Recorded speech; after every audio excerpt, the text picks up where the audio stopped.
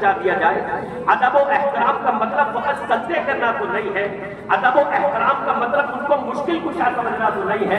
ادب و احترام کا مطلب انہیں حاجت روا سمجھنا تو نہیں ہے. ادب و احترام کا مطلب یہ تو نہیں ہے کہ انہیں غوث مان لیا جائے. ادب و احترام کا مطلب یہ تو نہیں ہے کہ انہیں اللہ کے برابر کا درجہ دے دیا جائے. ادب و احترام کا مطلب یہ تو نہیں ہے کہ انہیں عبودیت کے درجے سے نکال کر بندے کے درجے سے نکال کر الہ کے درجے میں داخل کر دیا جائے. ایک اور مسئلہ تھا کیونکہ وقت ہو رہا ہے. ایک اور مسئلہ تھا اور آخری مقرر نہیں ہوں کیونکہ ورنہ عام طور پر ایک گھنٹے کی ہی تقریر کرتا تھا لیکن وقت ہے تو ایک اور چیز تھی. کہتے ہیں ایک اور مسئلہ تھا جس مسئلہ سے شرک ملا ہے. کہتے ہیں کہ حضرت ایسا ہے ہم جو چیز مانگتے ہیں ان سے وہ ہمیں مل جاتا ہے تو پھر غلط کیسے ہوا؟ ہم نے اس سے جو مانگا وہ مل گیا تو غلط کیسے ہوا؟ تو میرے بھائیوں اور بہنوں یہ بھی ایک شیطانی وسوسہ ہے. دینے والا صرف اللہ ہے. سامنے والے کو یہ لگتا ہے میں نے ان سے مانگا تو ان کے ذریعے دیا. اور اللہ کا یہ اصول ہے جو ہدایت سے بھٹکتا ہے اللہ اس کو گمراہی میں اور سرگرداں کر دیتا ہے.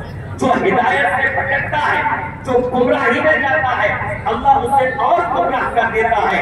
لہذا جب ایک مسلمان کا اللہ پر سے ایمان کمزور ہوتا ہے اور اس کا غیر اللہ پر عقیدہ بنتا ہے وہ اس کو مشکل کشا سمجھتا ہے اس کو حاجت روا سمجھتا ہے اس کے سامنے جھولی پھیلاتا ہے. لہذا اللہ اس کے لیے ایسا ہی ماحول سازگار کر دیتا ہے کہ اس کو ایسا لگنے لگتا ہے کہ میرا بزنس میرا کاروبار اس کی وجہ سے چمک رہا ہے. میری جھولی ہری نہیں تھی میرے یہاں اولاد نہیں تھی مجھے فلاں کی وجہ سے اولاد ہوئی ہے. میرے بچے بیماری سے فلاں کی وجہ سے محفوظ ہے. میرے گھر والے بیماری سے فلاں کی وجہ سے محفوظ ہے. تو جب ایک شخص اللہ پر سے اپنا ایمان و عقیدہ کمزور کرتا ہے اور دوسروں کی چوکھٹوں پر اپنے سر کو جھکاتا ہے دوسروں سے امیدیں رکھتا ہے تو پھر اللہ تعالیٰ اس کے لیے ویسے ہی حالات سازگار کر دیتا ہے. ورنہ حقیقت یہ ہے کہ اس روئے زمین پر صرف مسلمان ہی نہیں جتنے کفار و مشرکین پائے جاتے ہیں اللہ سب کو اللہ ہی نوازنے والا ہے.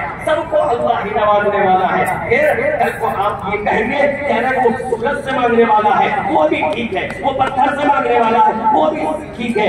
وہ برکت درخت سے مانگنے والا ہے وہ بھی ٹھیک ہے. کیا یہ کہا جائے گا؟ نہیں. ہم یہ کہیں گے اس کا عقیدہ اس پر بن گیا. ورنہ حقیقت یہ ہے کہ پوری کائنات کو نوازنے والا صرف اور صرف اللہ ہے.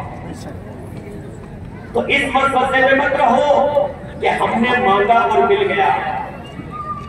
اگر اس کے پاس جا کر آپ نہ مانگتے اور ایک اللہ سے لو لگاتے تو اے میرے مسلم بھائی اور شرک کرنے والے اگر تو جس طریقے سے خلوص کے ساتھ غیر اللہ کی چوکھٹ پر چکا ہے تو جس طریقے سے وفاداری اس کے ساتھ کرتے ہوئے اس کی چوکھٹ پر چکا ہے اور آنسو بہائے ہیں اور اس سے مانگا ہے اللہ کی قسم ہے اگر کسی خلوص کے ساتھ اگر کسی امید کے ساتھ اگر کسی بھروسے کے ساتھ اللہ سے مانگتا تو اللہ تجھے ضرور نوازے. تو نے وہاں مانگا نوازا تب بھی اللہ ہی نے لیکن تیرا عقیدہ یہ بن گیا کہ اس نے دیا ہے. اگر تم صرف اللہ سے مانگتا تب بھی اللہ دیتا لیکن تم واحد کہلاتا. مگر جب تم غیر اللہ کی چوکھٹ پر جھکا تب بھی اللہ ہی نے دیا مگر تم مشرک بن گیا. تو یہ مسئلہ تھا کہ ہم مانگتے ہیں تو مل جاتا ہے. یہ سلاسل مسئلہ ہے. ایک اور چیز اور آپ کی بات کر کے اپنی بات کو ختم کروں. ایک وجہ یہ ہے شرک کے پھیلاؤ کی. کہتے ہیں کہ ایسا ہے یہ جتنی باتیں آپ کرتے ہیں غیر اللہ سے مانگنا شرک اور یہ شرک وہ شرک یہ سب ان کے لیے ہے جو پتھر کی مورتیوں سے مانگتے ہیں اور یہ نہیں. جو اللہ کے بندوں کے سامنے جھکتے ہیں ان کے لیے نہیں ہے. یہ ان کے لیے ہے جو پتھر کی مورتیوں سے مانگتے ہیں. میرے بھائیوں یہ بھی مسئلہ ہے. حقیقت یہ ہے کہ اللہ تعالیٰ سب کو سمجھا رہا ہے. اللہ ان کو تو سمجھا ہی رہا ہے جو پتھر کی مورتیوں سے مانتے ہیں، لیکن ساتھ ہی ساتھ اللہ ان سے بھی مخاطب ہے جو اللہ کے بندوں کی عبادت کرتے ہیں۔ چنانچہ اللہ تعالیٰ نے قرآن مجید میں ارشاد فرمایا ان الذین تدعون من دون اللہ عباد امثالکم فادعوهم فلیستجیبوا لکم ان کنتم صادقین۔ بے شک اللہ کے علاوہ تم جن کو پکارتے ہو وہ تمہاری طرح کے بندے ہیں۔ اب انصاف کے ساتھ آپ مجھے بتاؤ اللہ یہ جملہ کس کے بارے میں کہے گا؟ عباد امثالکم۔ کیا اللہ سورج کے بارے میں یہ کہہ سکتا ہے کہ وہ تمہاری طرح کا بندہ ہے؟ کیا اللہ چاند کے بارے میں یہ کہہ سکتا ہے کہ وہ تمہاری طرح کا بندہ ہے؟ کیا اللہ کسی جانور کے تعلق سے چوہے کے بارے میں یا گائے کے بارے میں یہ کہہ سکتا ہے کہ وہ تمہاری طرح کے بندے ہیں؟ نہیں، سورج ہماری طرح کا بندہ نہیں ہے، چاند ہماری طرح کا بندہ نہیں ہے، گائے ہماری طرح کے بندے نہیں ہیں، پیپل کا درخت ہماری طرح کا بندہ نہیں ہے۔ پتہ یہ چلا اللہ ان لوگوں سے مخاطب ہے، اللہ ان کو تنبیہ فرما رہا ہے جو اللہ کے بندوں کے سامنے جھکتے ہیں، جو اللہ کے بندوں کے سامنے سجدہ ریز ہوتے ہیں۔ اللہ ان سے فرما رہا ہے عباد امثالکم، یہ تمہاری طرح کے بندے ہیں۔